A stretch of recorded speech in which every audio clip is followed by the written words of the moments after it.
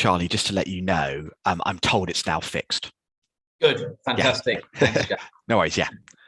Super. Are you in Chambers? No, I'm in RPS in Birmingham. Yeah, fine, yeah.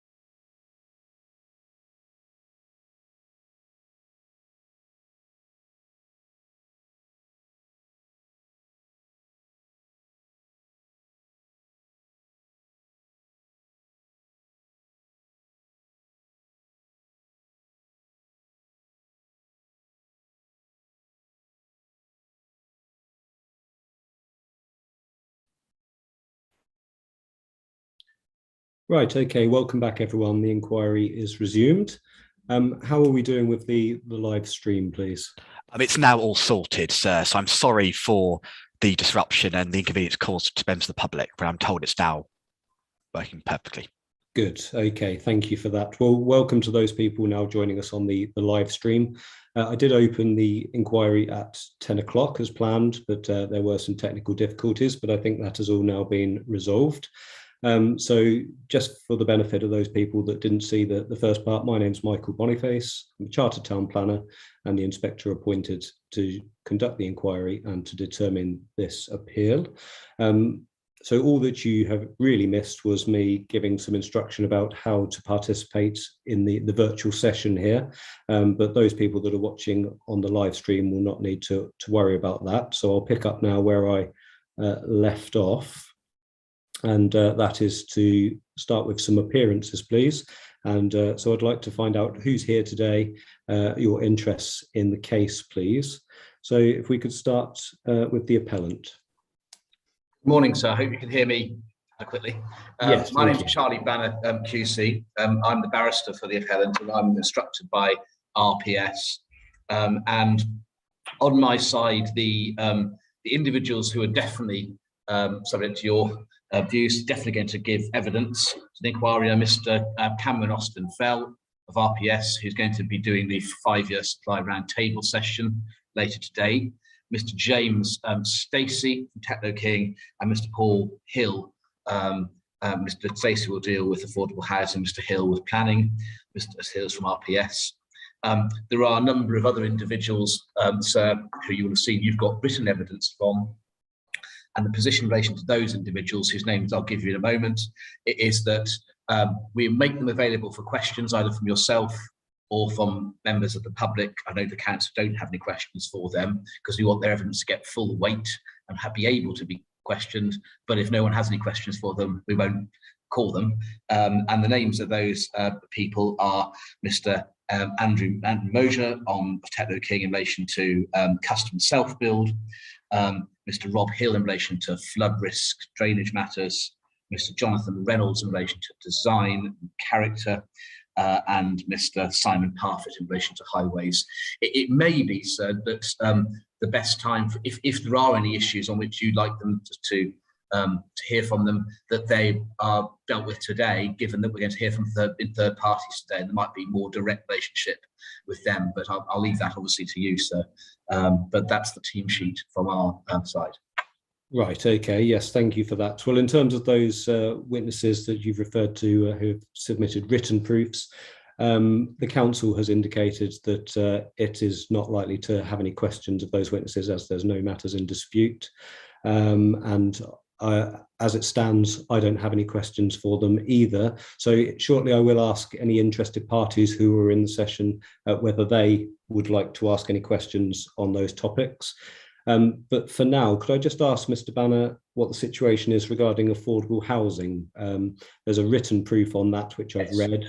and the council has again indicated that it doesn't take issue with that, but you suggest that you would like to call that witness anyway. Can you just tell me there's a rebuttal as well. I think the rebuttal has made its way to you as well. There is Miss Greengrass does discuss affordable housing in her evidence, although they're not calling a affordable housing witness. So we would like to call Mr. Stacey. I'm conscious that we don't want to take a disproportionate time dealing with that for obvious reasons. So Mr. Stacey and I are working hard to really prune down the evidence in chief to the bare minimum necessary, but we would like to call him because there's an issue as to weight raised by some of what Miss Greengrass says. Yes, okay. That was the indication that I was given previously, that it's a matter of the weight to be attributed to affordable housing. Is that not a matter that your planning witness will deal with, the apportioning of weight and the overall balancing? If you have Miss Greengrass proof, for example, she says in relation to affordable housing, if you have page 21 of her proof, it said, if the permitted land allocator for housing comes forward, affordable housing needs will be met. And then at 7.9, it's denied that the need is acute. And those considerations are what appear to inform her judgment as to weight. And we don't accept the premise. So that's not really a matter of pure planning judgment. We don't accept the premises on which she forms her conclusion as to weight. And those premises are a matter for Mr. Stacey, we say. But as I totally get the fact you don't want to be sidetracked by evidence that isn't in dispute, and we are going to keep it down to the very bare minimum. Yes, okay. Well, thank you. You indicated about half an hour for evidence in chief. Is that right? Yes, if we can get below that, we will. Yes, good. Okay, fine. Thank you for that. Thank you. Right. Okay, good. Well, could I ask for the council to introduce themselves, please? Yes, morning. I'm Jack Smythe, the barrister instructed by Maggie Camp, CAMP, the solicitor for the council. I've got two witnesses, Richard Kay on housing land supply and Barbara Greengrass on planning.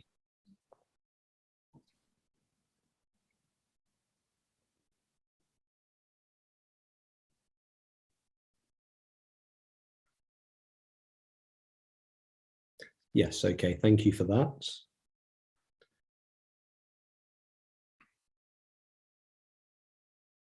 Good. Okay. Well, I will run through in just a moment the proofs of evidence and rebuttals that I've got, just so everybody's clear that I've got all the evidence and that we're all working from the same documents. But could I also check now about whether there's anybody else in the meeting that is wanting to speak? I still haven't received a list of those people that want to speak, Mr. Smythe. Yeah, I'm told that was sent to your case officer last week. Last week? Yeah. Yeah, and I'm told that the accounts have just resent it, so hopefully you have it. Right, okay, yeah. Thank you. Yes, it hasn't made it through to me, so hopefully if that's just been resent, it will come through. But how many names are on that list, please? 3. Right, okay. Could you tell me those names now, please, so that I can make a note of them? Yes, of course. Sorry, sir. We've got the names. Mr. Sir. Yeah, you can. Yeah. Hello, Inspector. It's Eve. I'm Morning. helping with the Zoom meeting this morning. The speakers that I've got here are Councillor Warner from Soham, Mike Rose, and Judith Carballo. Thank you. Sorry, you just broke up a bit there. Judith Carballo, did you say? Carballo, yes, Carballo. Okay, and is this Ms. Carballo a local resident? She's from the County Council, Cambridgeshire County Council.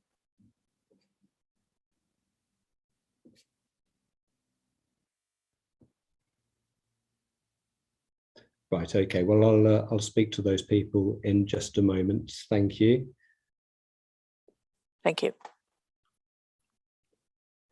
Okay, so you've just heard there that the 3 people that have registered to speak this morning. I intend to hear from you this morning after I finished my openings, but can I just check that everybody's here? Councillor Warner, could you just turn your camera on and say hello?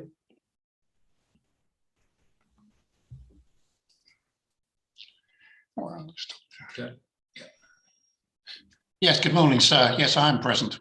Morning, good, thank you. And you're there with Mr. Rose, are you? Yes, I am. Yes. Good, great. Okay, thank you. And Ms. Carbello? Hello, good morning. I'm the Commission Council. I submit a statement requesting reasons for education and libraries. I don't intend to speak, but if you have any questions regarding my statement, I'm happy to answer any questions you may have. Right, okay, sorry. And which topic were you wanting, were you? Education contributions and libraries. Sorry, it's a very poor signal, so you're breaking up a bit, but I did get that. So you're here simply to answer any questions about education contributions, should that be necessary. Okay, thank you.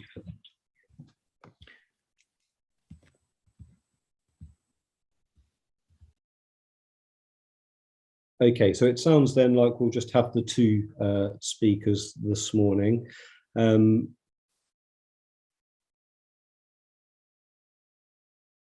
I will take a bit more detail about your interest in the case when I invite you to speak.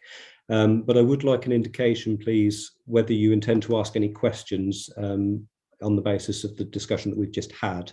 So in relation to self and custom build housing, highways and transport matters, flood risk or drainage matters, or design, the appellant has submitted written proofs, and it's likely that that can be dealt with simply through the written evidence. Were you planning to ask any questions about those topics, Councillor Warner or Mr. Rose?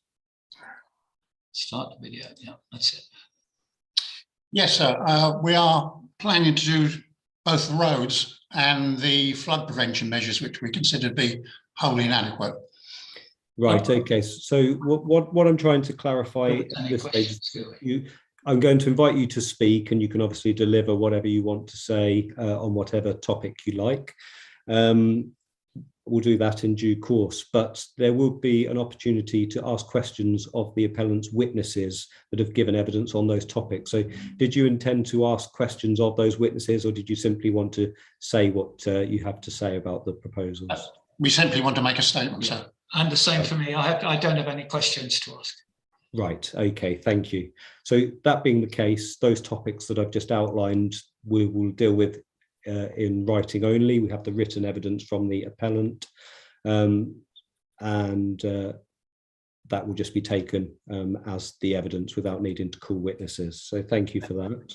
Can I just ask if presumably our statements will also be taken into account when you do that?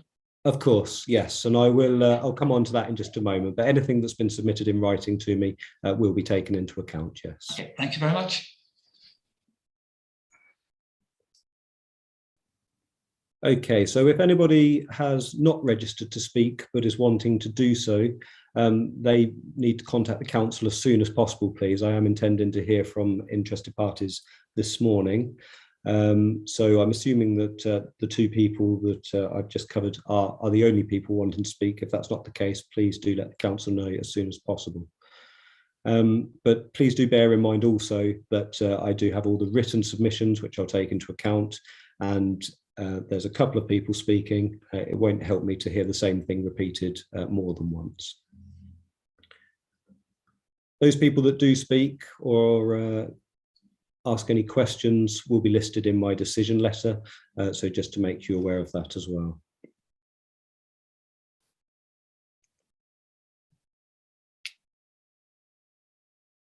Okay, so I have asked for the council to provide an attendance list for each day of the inquiry. So I'll just reiterate that, please, if the council could make a list of those people that are in the inquiry today and make sure that's sent to the case officer at the end of each day, please. And could I also ask that the main parties provide a list of their witnesses along with the relevant letters denoting their qualifications, so that I can use that when I come to write my decision and record their qualifications. Other than the live stream, which we've already talked about this morning, does anybody intend to record the event in any way? No. Okay, I'll take that as a no.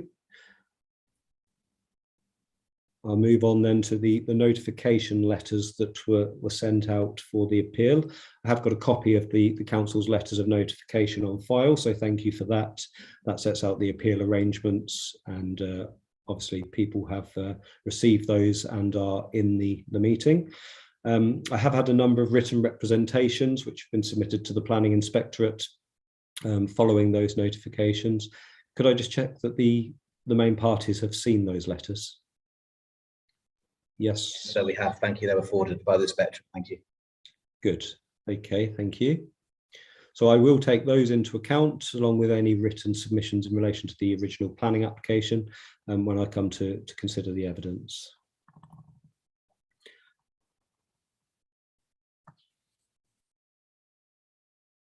Right, okay, so I'm now going to just run through the evidence that's been submitted, as I said I would. So for the appellant, I have written proofs from Cameron Austin Fell on housing land supply, and also a rebuttal document from him. Paul Hill dealing with planning, and again a rebuttal. James Stacey dealing with affordable housing, and again a rebuttal from him. And then the remainder are the ones where we're relying simply on written evidence. I have a document from Andy Moga dealing with custom self-build, Jonathan Reynolds dealing with design, Rob Hill on drainage and flooding, and Simon Parfitt dealing with transport matters. Is that everything I should have from the appellant, Mr. Banner? It is, yes. Good, okay, thank you. For the council then, I've got a proof of evidence from Richard Kay dealing with housing land supply, and Barbara Greengrass dealing with planning matters. Is that everything, Mr. Smythe? So it is subject to an issue about there being 3 documents, which you may know we've asked to be included as core documents and the appellants declined, but we may deal with that later. Right, okay, well, let's deal with it now. I had seen some correspondence about documents being added to the core documents list and had thought it was resolved, actually. So you're telling me it's not resolved, are you? Not that I know of. I think it's a mischaracterization, so to say it's been declined.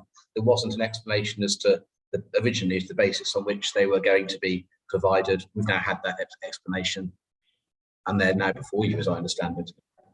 So the documents have been added to the core documents list, have they? When was that done? It wasn't done as of yesterday. I don't know if it's been done. Well, certainly, I'm proceeding on the basis that they're before you, so I'm not sure they're actually on the online library, but we've had the explanation belatedly that wasn't provided originally, and it can be provided.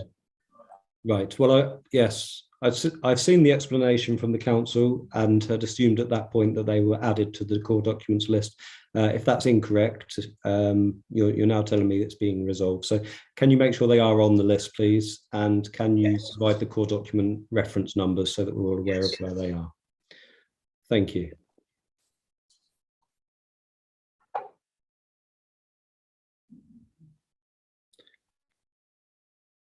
Right, just before I move on then to talk about the procedure and the running order for the inquiry, anything anybody wants to raise at this stage? Okay. All right, so we're broadly following the procedure in the 2000 inquiry procedure rules, and we'll take a topic-based approach to dealing with the evidence so that I can hear consecutively from both of the parties on the same topic. So once I've concluded my opening remarks this morning, I'm going to invite the appellant and the council to make an opening statement so that everybody can understand what it is we're here talking about, and the main arguments that are being put forward. After that, I'm going to hear from interested parties, so that's Councillor Warner and Mr. Rose. Councillor Warner and Mr. Rose, if you have got a document that you'll be reading from, it would be helpful if you could send that to the case officer at the Planning Inspectorate So it could be circulated to myself and the parties so that we have a written copy of that. Thank you. But I will hear obviously what you've got to say. After that, we'll be moving on to a roundtable session on the topic of housing land supply. There have been some exchanges about that, and I'll come on to that in due course, but it's a topic which looks like it will be dealt with by roundtable in its entirety. Does anybody take a different view to that? No? Okay, good. So following on from housing land supply, which will take a good few hours, I suspect, given the number of sites that are in dispute. I haven't seen in detail the revised position statement that was sent to me just before I opened the inquiry, but I see that it has now been submitted. So I'm hoping that that might narrow things slightly. But after that, I'll hear from the appellant's witness on affordable housing, which we've just talked about, which like, yes, Mr. Banner. So sorry to interrupt, sir. I was rather envisaging that Miss Greengrass would go first because she deals with affordable housing, and then our response to her would be Mr. Stacey, followed by Mr. Hill, in line with the principle that the panel gets the last word, because otherwise there's a risk that Miss Greengrass will comment on. Yes, well, as I understand it, Mr. Banner, Miss Greengrass has nothing to say on the matter, but Mr. Smythe, perhaps you can clarify that. Yes, sir, that's right. What the council said in its email, I think yesterday or the end of last week, is if the appellant's got any questions, they should put those to Richard Kay. I quite understand issues of weight. If Malone Frame wants to take issue with the adjective acute, he can put that question to Miss Greengrass, but Miss Greengrass is not the expert on affordable housing and self-build. And so those questions ought to be put to Mr. Kay if there are any. So is the council relying on the couple of sentences that Mr. Banner has talked about on affordable housing in Ms. Greengrass's proof?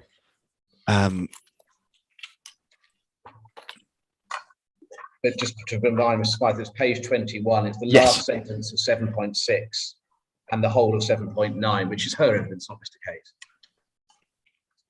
You just give that reference again, please, Mr. Banner. Sure, so it's it's page 21, the final sentence of 7.6 and the whole of 7.9, as I say, which I was going to ask her about because it's her evidence.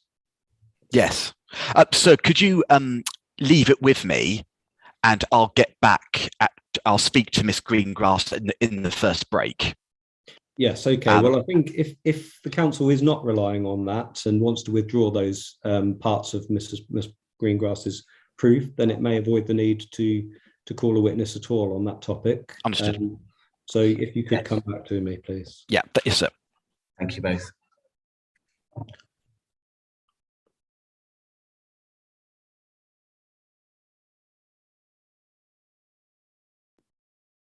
Okay, so subject to the outcome of the affordable housing matter, we'll then move on to hear from the planning witnesses for each party. That will be dealt with through formal presentation of evidence and cross-examination.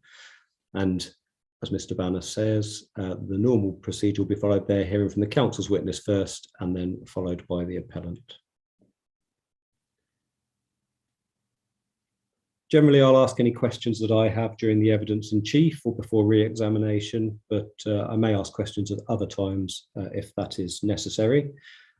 There's going to be a discussion on conditions and planning obligations. That's standard procedure. It doesn't indicate any prejudging of the case at all, but it's important that both parties have an opportunity to comment and provide some input on those matters in the event that the appeal is allowed. And after that, I'll hear closing submissions from the council and then the appellant. And I would like those in writing as well, please.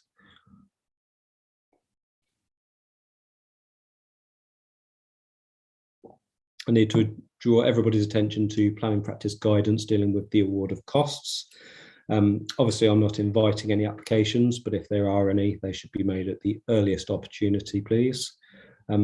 Is there any intention to make a cost application at this stage? No, okay. And you'll be aware that I also have a power to initiate an award of costs, and if I were to do this, then that would follow a written process after the appeal decision has been issued. I'm going to undertake a site visit after the inquiry has closed. For that, I'll need to be accompanied by a representative from the main parties. There's not going to be any discussion about the merits of the case on that site visit. It will simply be an opportunity for me to see the site and to point out any physical features which we've discussed during the course of the inquiry. If there's any particular places beyond the site itself that the parties want me to see, then please talk to each other about where that might be and put together a site visit route that you can propose for my consideration. Okay, are there any questions about that running order at all? Yes, Mr. Banner. Just one point, sir, about the Section 106 session. We were currently operating on the basis that we'd keep the 106 in draft, so that if there were any comments that you had during the session or that came up that required tweaking wording, that could be done. Because the site is under option, that will mean it wouldn't be able to be executed by the end of the inquiry. We might need a period of grace of a couple of weeks. If you wanted an executed version with the end of the inquiry, we'd have to get that sorted now. So I just wanted to flag that up, sir, to see if you're content for it to be held in draft in the way I described. Yes, I think as long as it's substantially in the form that it needs to be, then I will allow up to a couple of weeks after the inquiry closes to execute it. I was going to ask for an update on the Section 106. Is it now in a final form agreed between the parties? I believe it's either final or very close to being final. Certainly, you know, it's the latest I've seen is we're likely to be at a stage where there's either no or very limited controversy. Right, okay. Is that your understanding, Mr. Smythe? Yes. Okay, when can I expect that final draft to be submitted? I'll get back to you on that after the break. I'm hoping the answer is today, but I don't want to commit to that until I've spoken to the people who are responsible for it. Yes, okay, thank you. Well, obviously I'll need time to look at it, but I'll wait to hear back from you on that. Thank you.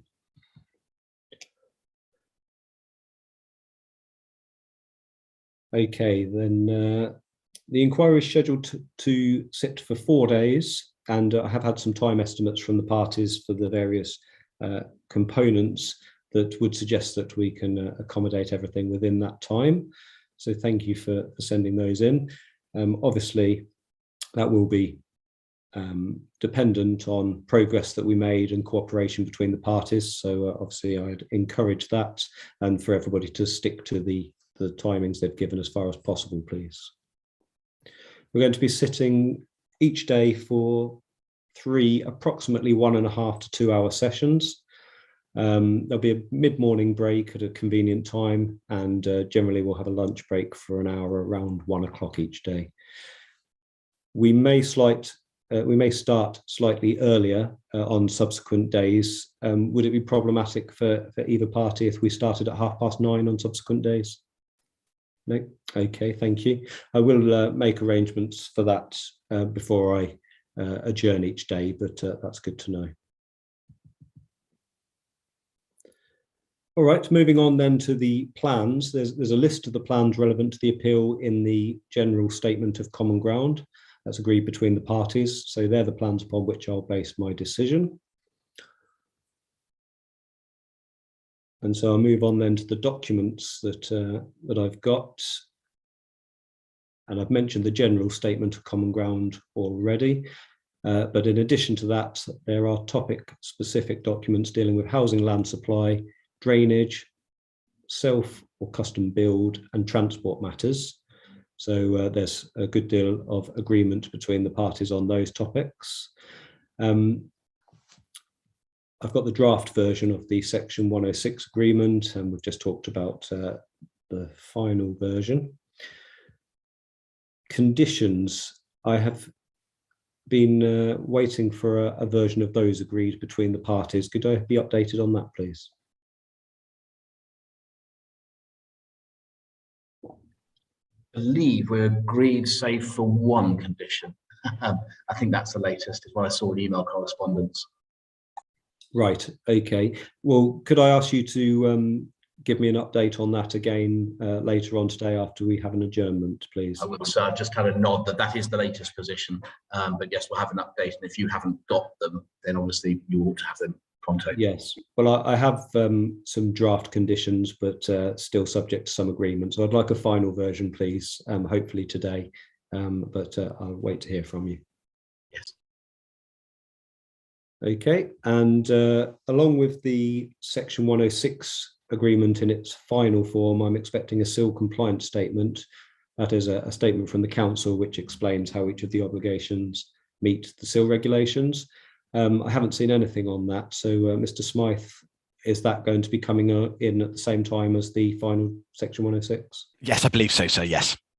Right. Yes. Okay, good. Thank you.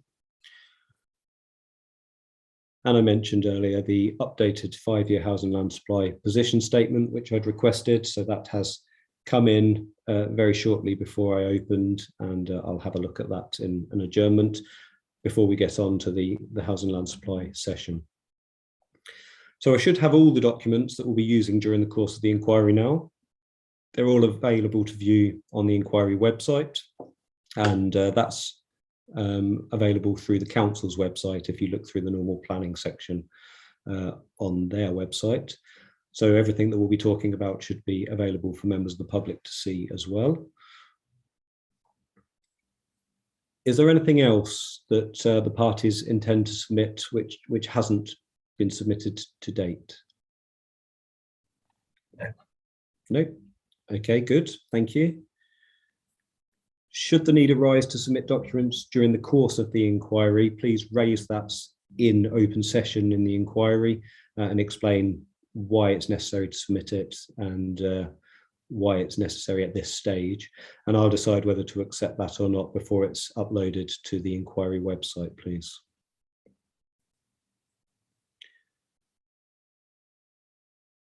Right, moving on then to the main issue in this case. And there was a case management conference some weeks ago to deal with the administration of the appeal. And the main issue was identified at that stage and remains the same now. That issue is whether the site is a suitable location for the proposed residential development, having regard to planning policy. And of course, as I've mentioned, we'll also be looking at whether the council can demonstrate a deliverable 5-year housing land supply. The council is no longer raising an issue about transport or highway matters, flooding or drainage, or character and appearance, and won't be defending its second, third, or fourth reason for refusal, as I understand it. Is that right, Mr. Smythe? Yes, thank you. So has anybody got any comments about any of that before we hear some opening statements from the parties? No? Okay, thank you. Well, in that case, Mr. Banner, if you'd like to make your opening statement, please. So can I just check that you and Mr. Smythe have got copies? They should hopefully have been circulated by email a few minutes ago. Just bear with me, let's have a look.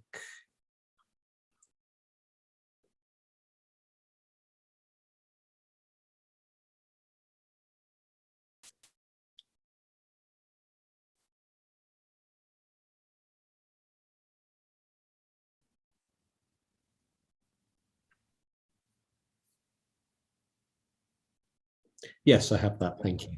Thank you, sir. I'm assuming that the council has that as well. Is that right, Mr. Smythe?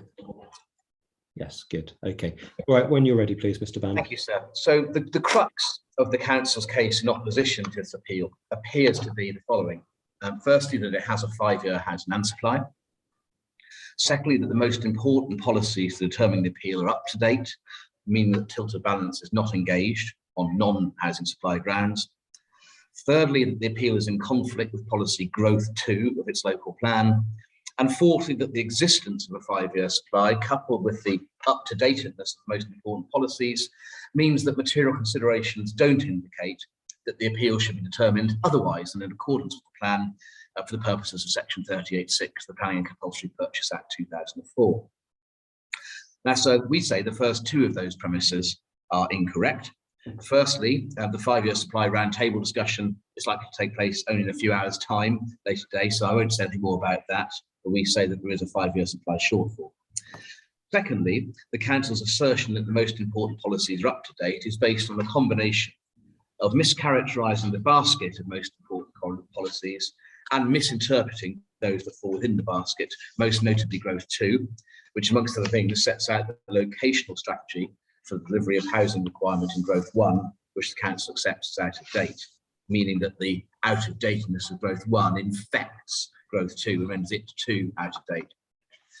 But perhaps more striking, however, is the Council's mechanistic and, dare I say, cut and paste approach of leaping to the refusal in the event that the first two premises are, contrary to our case, found to be well-founded. And the factual matrix here, sir, requires a more careful and conscientious assessment than the Council has undertaken. And that careful and conscientious assessment includes the following points.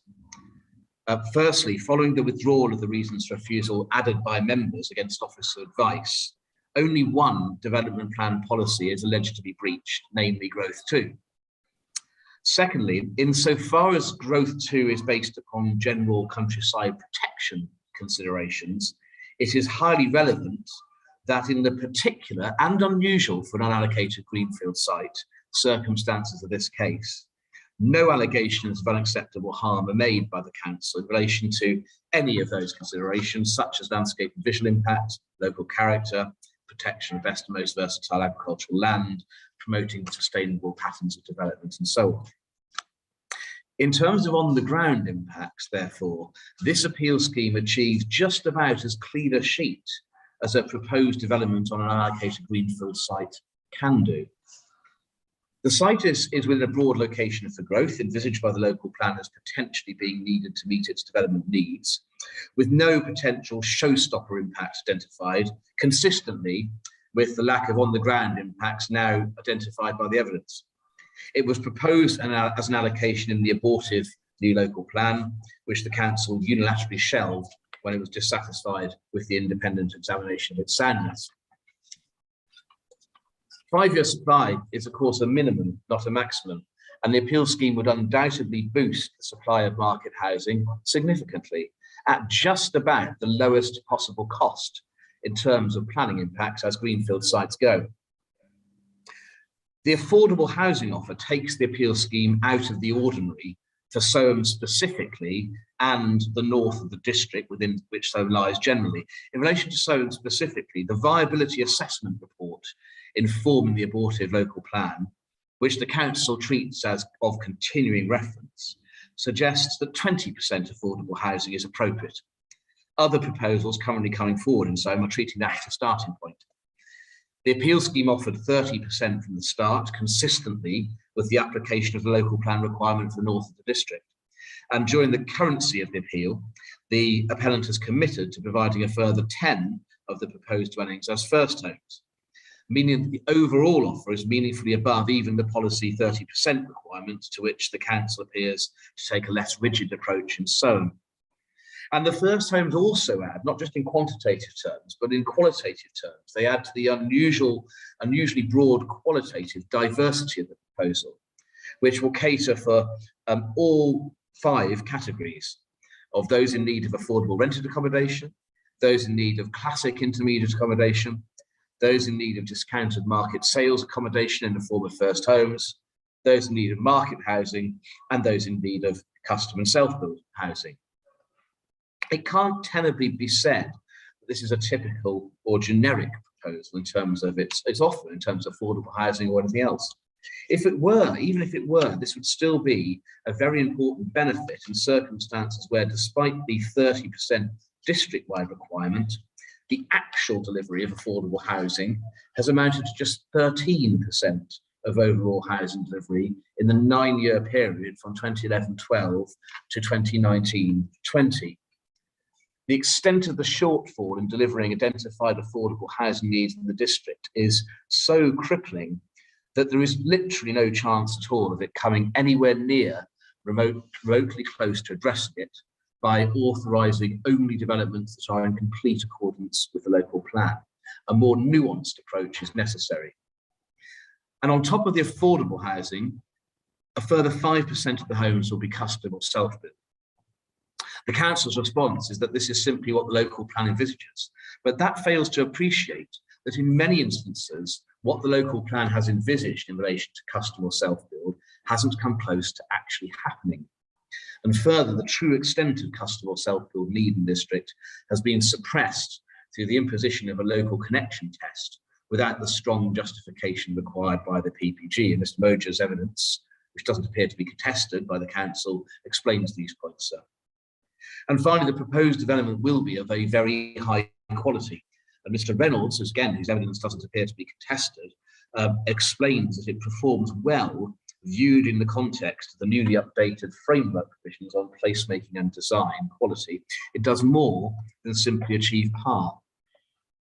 So, sir, for all these reasons, this is not a typical unallocated greenfield development. It is one where the on-the-ground harms are as minimal as they get in such a case, and where the package of benefits, irrespective of the 5-year supply situation, is unusual, deliverable, and powerful.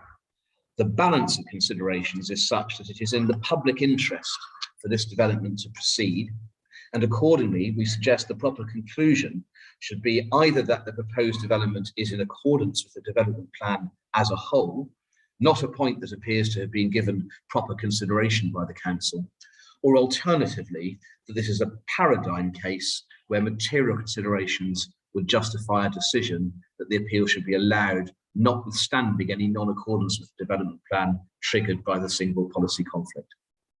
Those are the opening comments, sir. Thank you. Okay, thank you for that, Mr. Banner. Opening comments for the council then, please, Mr. Smythe. So yes, I'm hoping that you've been sent a document as well as my learned friend. Yes, fine. Thank you. Mr. Banner, have you got it? No, if I could have it first, that's okay. Yes. I think it's been sent to Mr. Drury, I think.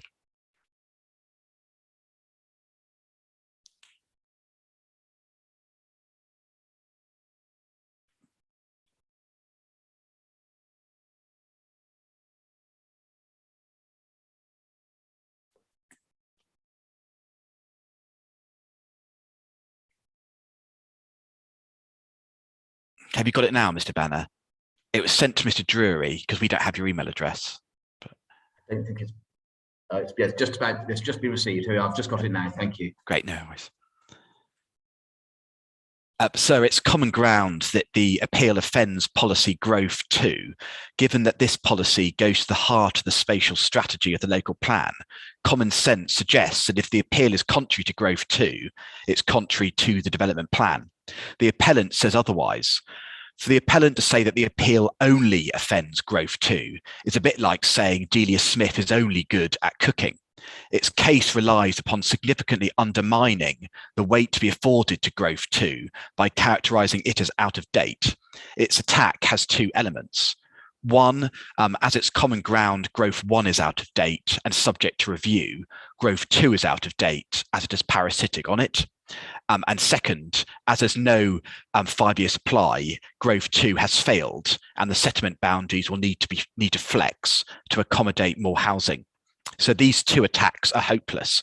In respect to the first one, this very point has been ventilated at multi-day hearings where other housing developers have run the very same argument.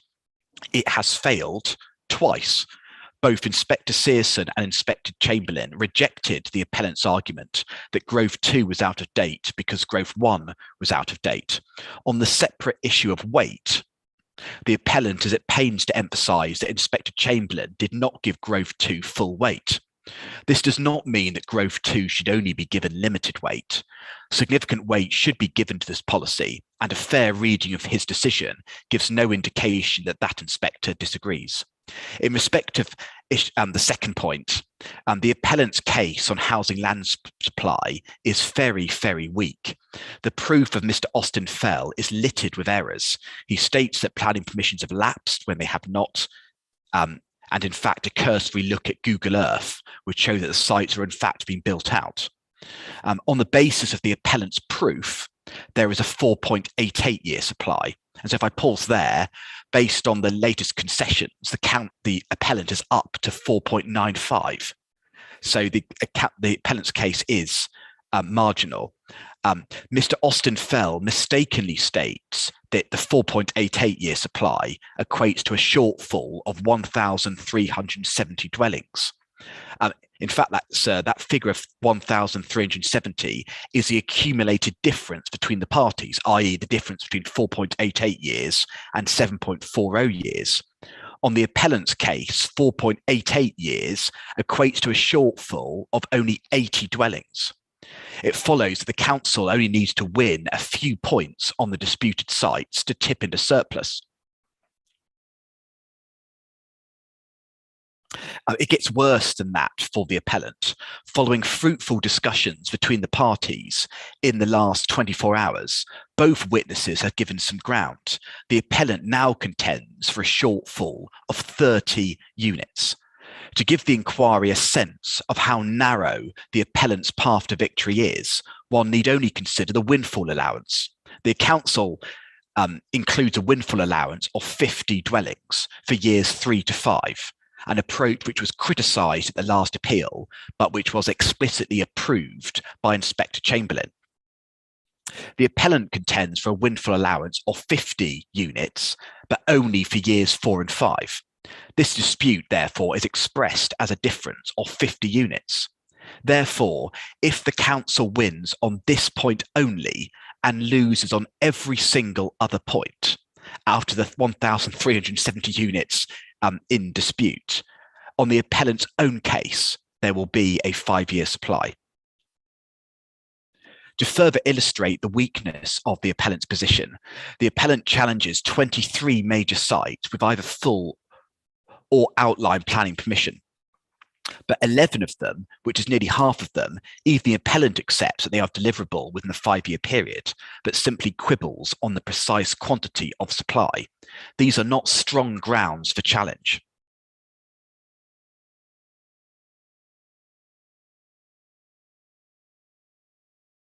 Especially with such a tiny margin of error of just 30 dwellings. Of great frustration to the council in all this is the avoidance of cooperation with the council in a timely manner, which has prevented an agreement being able to be achieved well in advance of the inquiry. Had the appellant engaged meaningfully with the council, it may not have got itself in the pickle that it has. The council submits the appeal plainly offends the development plan as a whole. The appellant really is clutching at straws by saying that it does not. It's right to say that because the appeal offends the development plan is not the end of the story, but it is an important milestone. The council has gone to the trouble and expense of drafting and adopting a development plan. At the heart of the development plan is the locational strategy embodied by Growth 2.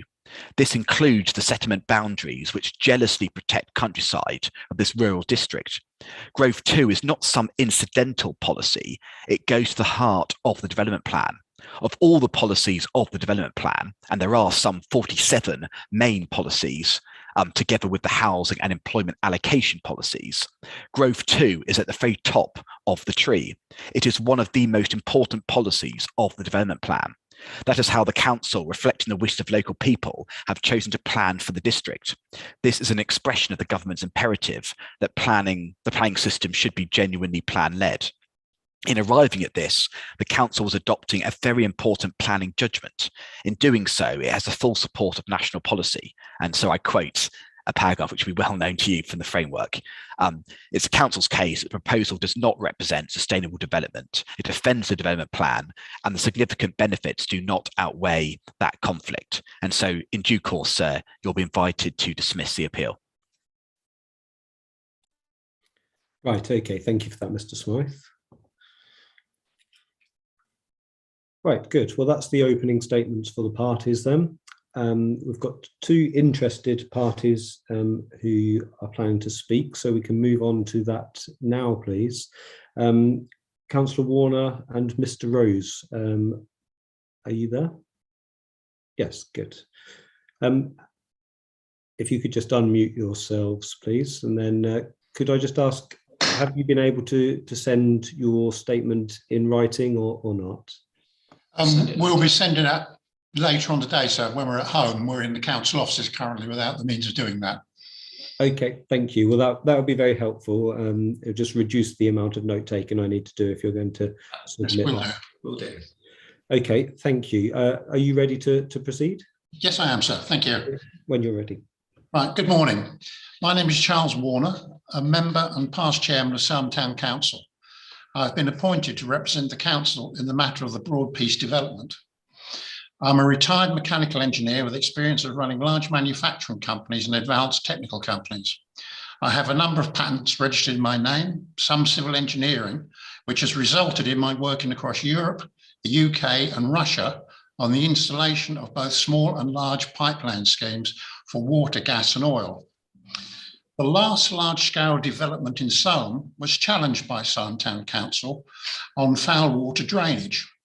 Despite planning permission having been granted by the LPA, it was subsequently found that Soham Town Council's objections were justified, resulting in a new sewer having to be laid at a substantial cost to the developer.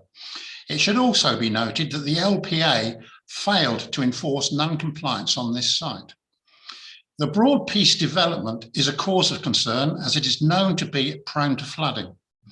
It is regrettable that the LPA has not provided a comprehensive report on flood risk to local residents as a consequence of this development. The insubstantial report from Infrastructure Designs entitled Flood Risk Proof of Evidence, in our view, attempts to airbrush and to mislead on critical issues of drainage. I've been appointed by Soham Town Council to speak on the inadequacies of the proposed development on Broadpeace, and in particular the proposed drainage system.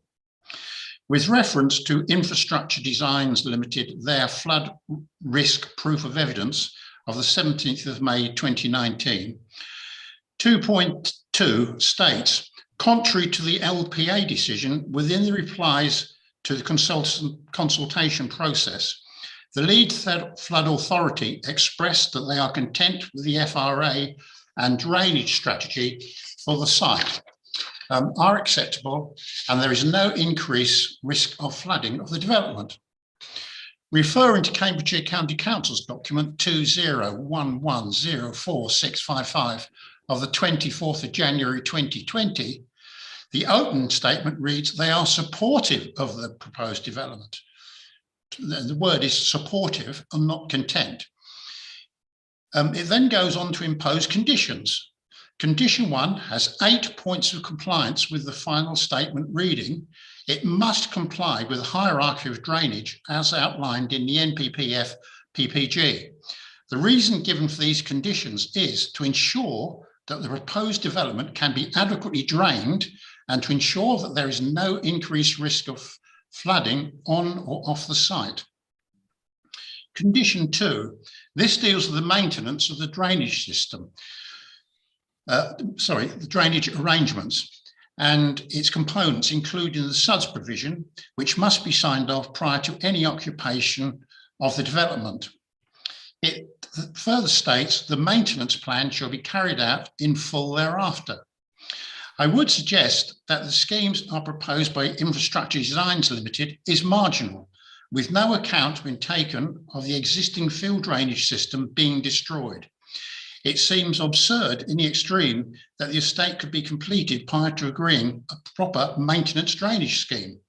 Common sense would suggest that it would be agreed at the planning stage, as it is critical to prevent increased flood risk to existing housing on Broadpeace. The north attenuation pond as proposed is sited on impermeable clay with a fixed discharge rate.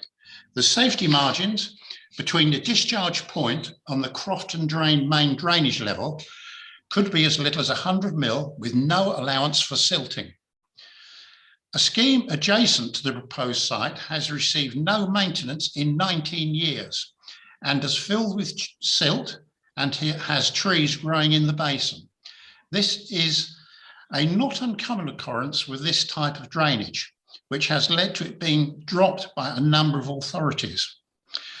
Referring again to Infrastructure Designs Limited for flood risk of evidence, paragraph 3.1, discussion. The last sentence is factually incorrect, as the existing protection was part in place by the current landowner.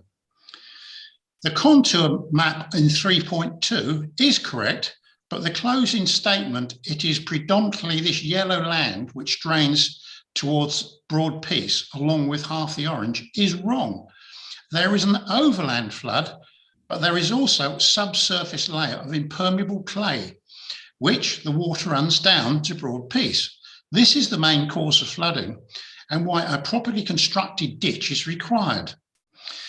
The assertion that 4.5 hectares drains to the south is probably a mistake, and it is clearly 6.4. The statement that the attenuation basin will result in approximately a 50% reduction in the amount of water falling to the south is questionable, again, due to the destruction of the existing field drainage system. The depressed area mentions further protection will help prevent flooding, but again, due consideration must be given, as the previous statements, that the clay has little or no capacity to drain, except into the clay layer, which is not ideal if it rains over a prolonged period. The closing comment by the appellant, disturbed soil in the depression will help drainage, however small, would seem to be a confirmation to the points I've made previously. The catchment plan 3.5. The statement is correct that a suggestion was made by the LFA that abundant outfall would be helpful to prevent flooding. It should be noted that this situation was re-evaluated in the statement of case at 5.11, which states a bund and French drain will be installed along the southwest boundary to minimise flood risk to the existing residents from surface water runoff from the development from the green space in the south of the site. The mention by the appellant of the proposed French drain and bund is not shown on any drainage plan and seems to have been dropped by the appellant. Nevertheless, it demonstrates the need for a properly maintainable defence to prevent flooding to the adjoining houses. 3.6. The statement that the appellant cannot positively drain water from any defence measures to prevent flooding, if taken literally, means a development should not proceed as it's endangering existing properties. Again, the erroneous statement that the existing ditch, which was dug by the residents, were in fact dug by the landowner. The temporary field ditch running from the south and east joins a permanent ditch between numbers 27 and 27A Broadpeace. The western temporary ditch was dug in the 1990s by the landowner in conjunction with the LLFA and Cambridgeshire County Council to prevent properties being flooded. The eastern temporary ditch, again, was dug in conjunction with the LLFA and Cambridgeshire County Council by the landowner in 2019. The flood water from these ditches is discharged under the road onto the common opposite, which is drained by internal drainage board into Soham Road. This again is at odds with the statement by the appellant that there is no formal outfall for surface water drainage. Conclusion 4.1. It has not been demonstrated that the proposed drainage system gives a 50% reduction in flood risk. It has not considered the effect caused by the destruction of the existing field drainage system, the nature of the prevailing soil conditions, or the attenuation basins due to considerations being given to the effects of silting, reducing the operational margins and efficiency of both the attenuation pond and the pipe drainage, which has a very shallow fall. It is therefore not complying with ENV8 as it has not reduced flood risk. The proposed drainage system has not been properly researched. The design is marginal. At best will give a high degree, is marginal. At best will not give a high degree of certainty to the residents of Broadpeace that their flood risk has been reduced. Thank you very much, sir. Right, okay, thank you for that, Councillor.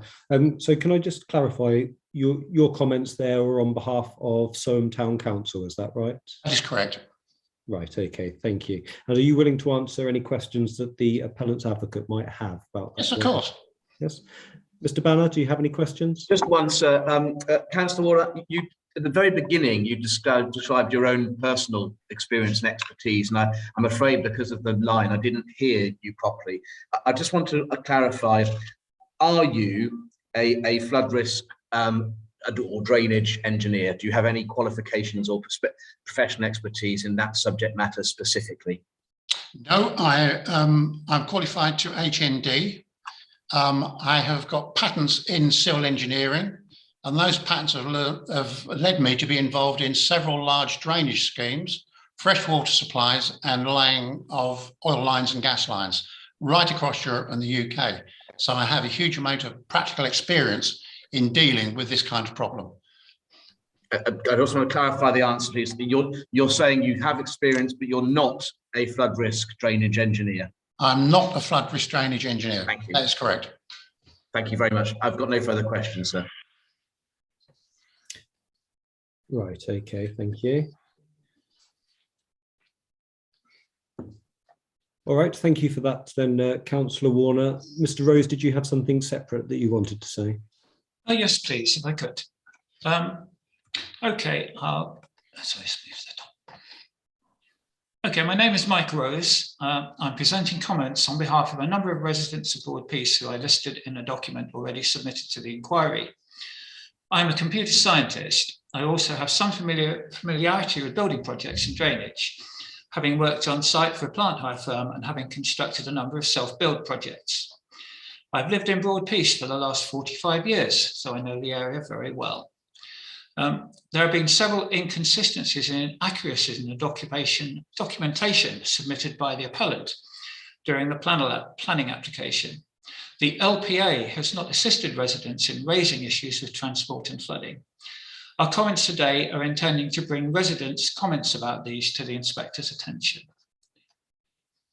Regarding the appellant's documents, we're concerned that some of the documents skirt the edge of fact.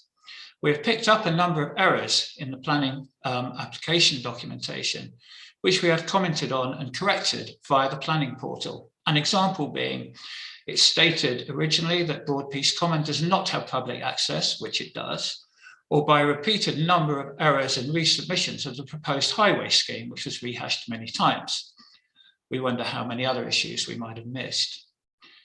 The appellant's lateness in submitting appeal documents made it difficult for us to read and respond to these documents before deadlines, and we feel that the appellant was uncooperative. Regarding the statement of common ground that was submitted to the appeal, we are concerned in which it was worded in the flooding area. We think that if it is read in isolation, it will diminish the very real concerns of residents. It is obvious that the statement being written by the appellant is biased in terms very much in its favour rather than being impartial. As far as I'm aware, the LPA did not agree to the statements about flooding given in sections 12 to 16. An accurate statement would have been, the LPA is not defending this issue. When we asked the LPA why it was not fighting the flooding and access issues, we were given different replies depending upon who we spoke to. One reason was to keep the costs down. Another was we cannot get consultants due to conflicts of interest. We have documentation to support this.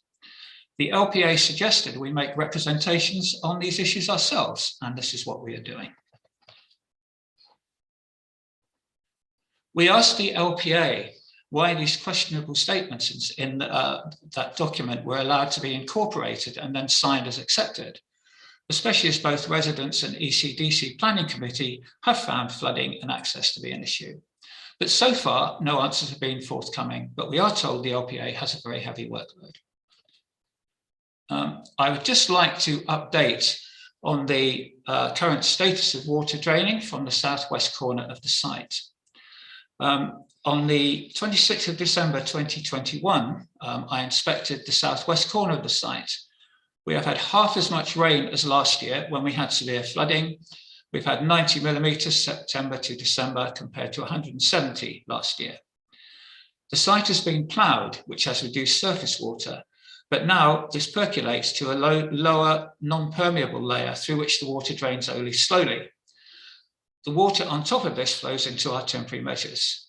We've taken some photos and a video, which with the inspector's permission, we'll show at the end of my presentation. This would indicate that a formal outflow is still necessary.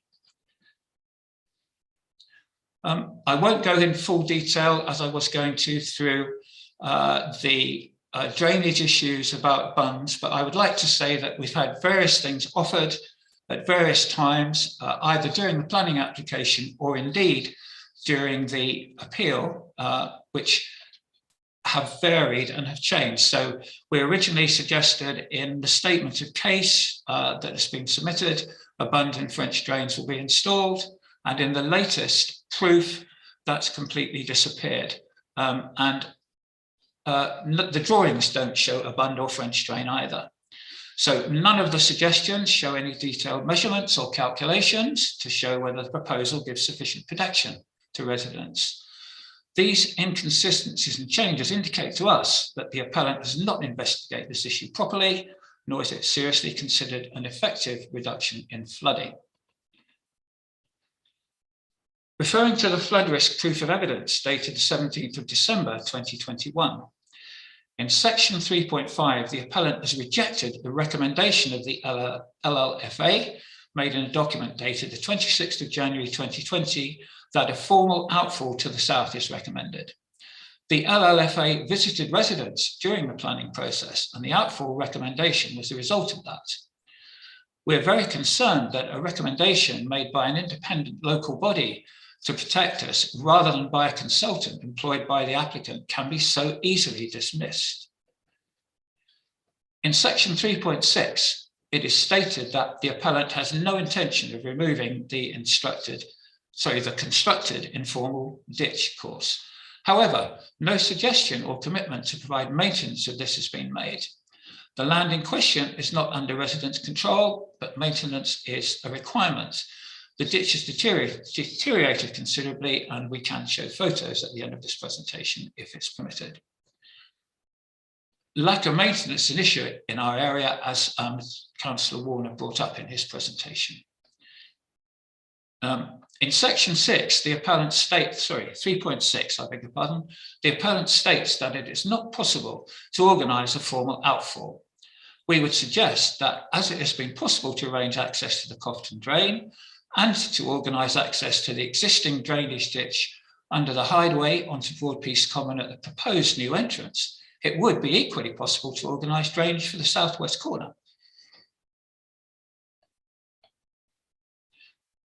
We would also contest the fact that, when the appellant says that the LLFA is fully satisfied with the flood risk assessment with just its shallow depression, we would disagree the LLFA is fully satisfied, as it has recommended additional measures be employed, which are not shown. We would also point the appellant to the letter from Mr. A. Newton of the Middlemere Fen and Mere Drainage Board dated 27th of January 2020. We attach this to our comments submitted to the inquiry. Mr. Newton states, this proposal must address the issue, referring to our flooding issue, and ensure water is captured on the site and drained away from the affected properties. Any system put in place would have to be regularly maintained. In review of the appellant's reluctance to discuss this issue with us and its intention to ignore the independent assessments, we're convinced the appellant has no intention of addressing this issue. The problem will only get worse if climate change predictions are correct. If this issue is not resolvable, then obviously the site is unsuitable for building on. I'll move on to the transport issues and site access. In the Statement of Common Ground dated 12 November 2021, section 7.12, it is stated that it is agreed that the entrance to Broadpeace will not have any adverse effects. The planning committee, made up of elected local people with local knowledge, disagreed. Our concerns have been documented throughout the planning process and so are not repeated here. However, we do have some comments on the proof of evidence on transport and accessibility dated 14th of December 2021. Section 5, Broadpeace, traffic composition, flow and speed. We're surprised that the traffic statistics documented in the Appellant's planning document TAR 18409-1D, somewhere early on actually in the process, did not show any bus movements because the measurements were taken during term time when there were around 20 school bus movements per day servicing our local schools. These used Broadpeace as a rat run due to the difficulty of turning right at the Barway/A142 junction. We are not at all convinced that the frequency of heavier vehicles are recorded correctly either. There is an agricultural contractors depot, HL Hutchinson, at the west end of Broadpeace. This acts as a warehousing unit for agricultural chemicals. It was recently expanded. We get a significant number of HGVs and farm vehicles carrying hazardous chemicals accessing this via Broadpeace. Sections 5.4, 5.8, again on traffic. There is a large international agricultural company located in Barway, which supplies supermarkets in the UK and Europe. Residents have determined that more and more big agricultural vehicles and HGVs from Barway are using Broadpeace and Kingfisher Drive as a rat run to the A142, rather than turning right at the Barway A142 junction. This is because, due to the heavy volumes of traffic on the A142, an HGV or agricultural vehicle turning right at that junction can wait several minutes to get out, especially if a long queue is built up behind one of the tractors which frequently use the A142. At times, the number of these vehicles using Broadpeace increases dramatically, such they are, in opposition to what the appellant says, are in conflict situations. Taking an average across one quiet week does not represent the true state of affairs. Regarding the width of the highway, it has been pointed out by Soham Town Council that there are guidelines which state that the road width of 6 metres is recommended, not 5.5, where HGVs are expected. Widening the highway is likely to encourage more rat running on an unsuitable rural road. I'd like to move on to traffic speeds. The appellant quotes average traffic speeds in section 5.11. We suggest that average speeds are not particularly relevant, maximum speeds are. Tables 1 and 2 of the TAR 18409-1D show the 85th percentile speeds between 35 to 41 miles per hour. More important to safety is the maximum speed of the traffic. The surveys in the TAR show that around 1% of vehicles on some surveys are travelling at 50 to 55 miles an hour past the proposed entrance, with half of those faster than 55 miles an hour. We reckon that's a significant danger. Section 5.12. In the planning documentation, a traffic calming scheme was proposed by the appellant and highways. See DTA drawing 18409-12A dated 12th February 2020. In its proof, the appellant now appears to withdraw that scheme, saying traffic calming is unnecessary. While we would not agree with this, we would state that the proposed scheme would have done absolutely nothing to have reduced the traffic speed at the proposed entrance and would have been ineffective. We would also point out that the appellant is only widening the footpath to the east of the proposed entrance. The wider footway is not being applied upon the whole length of Broadpeace. I'd move on to the loss of driveway at number 5A.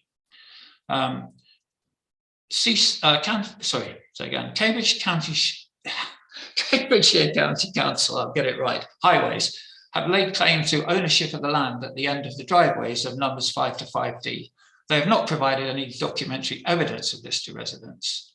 The current layout has been in existence since 2005. The measured distance from the northwest corner of the garage at 5A to the existing highway edge is currently 6.1 metres. This leaves a driveway length of 5.5 metres after the proposed changes, not stated as 6 in Appendix D of the proof. And again, I can show you a diagram at the end of this. Given a 4.95 metre vehicle length, that will only leave 0.55 of a metre to open tailgates or garage doors, which is insufficient. The report glibly suggests that vehicles can be safely parked and unloaded on the street. Not so. Several vehicles have been damaged when parked on the street. We avoid doing that, and the speed and size of volume of passing traffic makes unloading a car unsafe. Clearly a loss of amenity.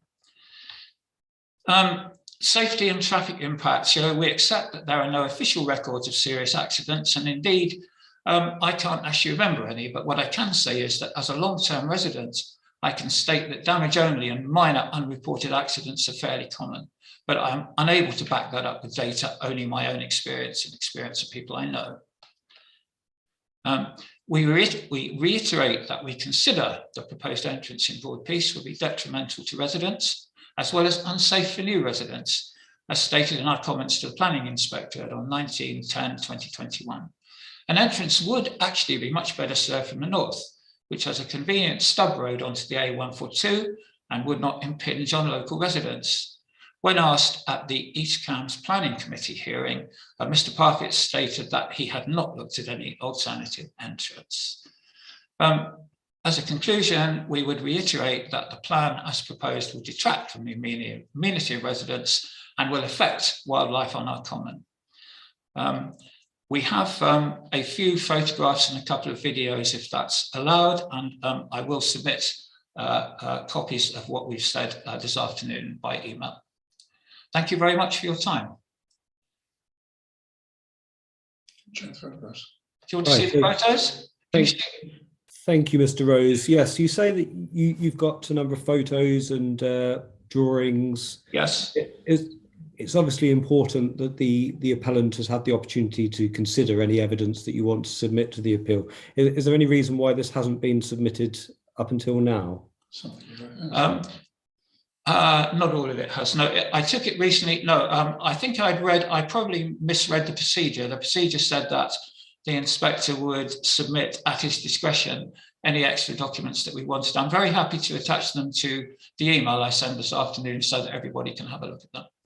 So could you just tell me a bit about exactly what it is that you're asking to submit? Okay, I have 2 videos showing recent short videos, like 10 seconds, showing water flowing down from the fields at the start of December. Sorry, no, it's 26th of December actually.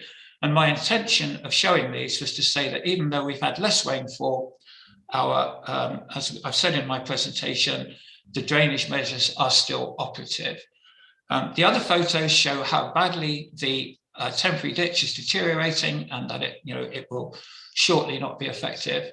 And the last one is a single diagram showing that the distance between the garage of 5A to the road is less than that quoted by the appellants. So 6 drawings and that's it. Right, okay. Mr. Banner, does any of that sound problematic from your perspective? Probably not. I mean, it's hard to know until I see it. I think all I'd ask, sir, is if having seen the information, we feel it would be helpful to you to put in a note in response. I don't think there's still a need to call anybody, but a note in response from either or both of the highways or drainage experts, then we'd like to do that. Maybe it's not necessary, but if you let us do that and you think it is, then I think we should be okay. Yes, okay, well that's fair enough. So yes, I will accept those documents, Mr. Rose, subject to what's just been said about the appellant having a chance to respond if necessary. May not be. Is this something that you wanted to show now, or are you content that it just be submitted with the written version? I think I'm quite happy to submit the drawings with a written version. Right, okay, thank you. Well, if you send that to the Planning Inspectorate case officer right. and ask that it be circulated or passed on to me and circulated to the parties so that everybody has an opportunity to see that, I'll look out for that. So thank you very much for your comments. Can I just check, are you happy to answer any question Mr. Banner might have for you? Yes, indeed, yes, no problem.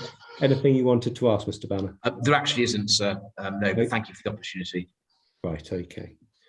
All right, well, thank you very much for your time then, gentlemen. Thank you very much. Thank you. Right, good. So, well, that's, I'll just check, is there anybody else that's on the call that is wanting to say anything that hasn't indicated that they wanted to? No, okay, I'm not getting any positive response from that. So I think that brings us to the end of the comments from interested parties. the next thing that we're going to do, well, we're going to have an adjournment, but in terms of the inquiry, we'll be moving on to housing land supply.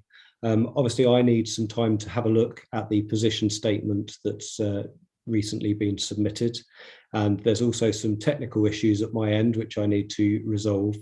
So I'm going to suggest that we have a longer adjournment and incorporate the lunch break into that now.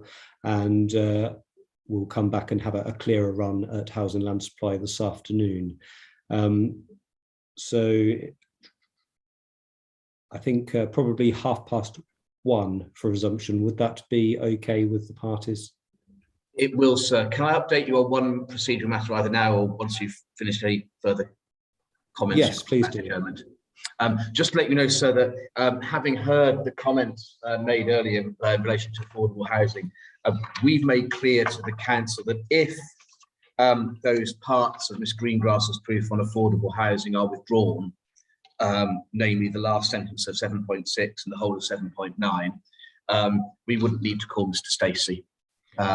And that would save some inquiry time, and I'd suggest that's the reasonable course of action for the council to take. But so that may help. I thought it may help you to know that may be on the cards in terms of planning what comes next after the housing supply roundtable. Yes, that is helpful. Thank you.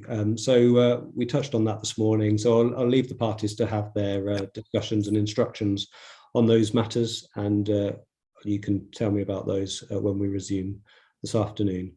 So is there anything else that anybody wants to raise before we adjourn? Okay, thank you. No.